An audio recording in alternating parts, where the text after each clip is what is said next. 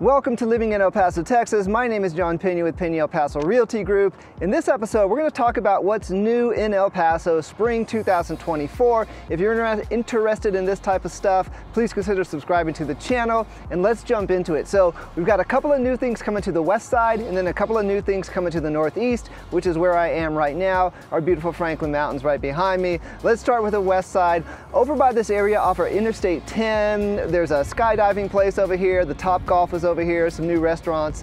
One of the things that's coming is Mutt's K9 Cantina. This is basically a cool concept where basically there's like a big outdoor dog park area, but it's connected to a bar grill. The idea is that you have a membership. You can do a day pass, you can do a monthly pass, you can do a yearly pass, but basically it's an off-leash dog park, which means, yes, dogs got to be spayed, neutered, friendly, sociable, current on their vaccines. You know, they can't have a bunch of fleas and ticks or anything like that. But basically, you take your dogs to this Mutt's Cantina, you let them run around like crazy dogs in this dog park area, get all their energy out while you sit back, maybe meet some other like-minded people, have something to eat, get a drink. I'm sure they've got like a little dog menu with different things going on. Some ideas about prices: a day pass for one dog, about 10 bucks. Monthly pass for one dog, 20 bucks. Yearly pass for one dog, $195. If you have two dogs, three dogs, it kind of goes up from there. So that's pretty interesting. That looks like it's coming soon.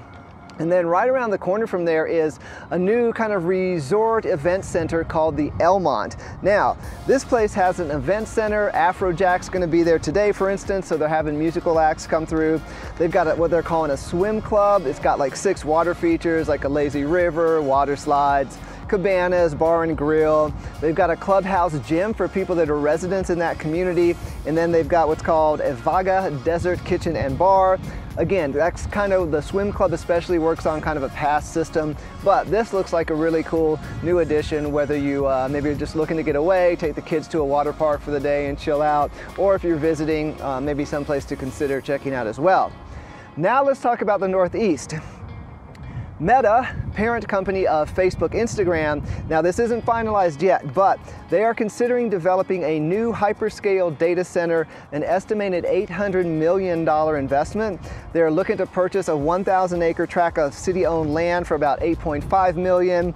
Basically, there could be 5 different kind of building phases, each totaling around 800,000 square feet.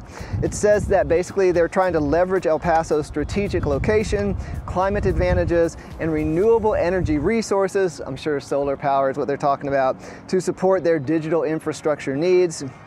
This could mean thousands of jobs, boost the housing demand here, and kind of stimulate economic growth. I think it's awesome because if you've been watching the channel too, you know, talking about boosting housing demand, in this northeast area, they're building that Campo del Sol area, which is going to be a ton of housing.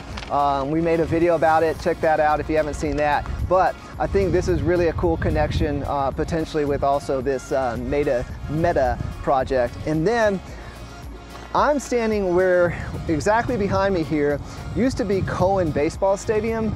I talked to one of the security guards here. They said that they basically went bankrupt and they decided to kind of tear it down.